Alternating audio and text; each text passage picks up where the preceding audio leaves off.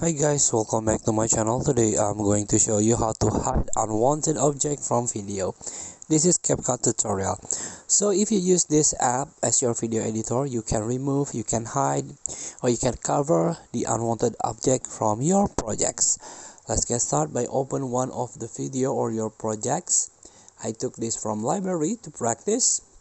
So tap on your video or projects and make duplicate.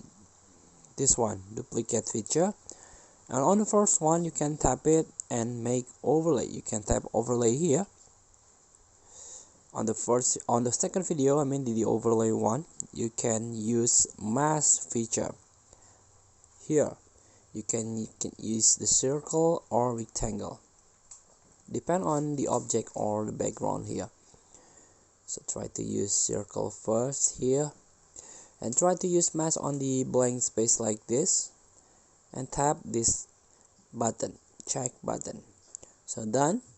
Let's try to hide or remove the object here, and done. As you can see, the lens or the object is gone now.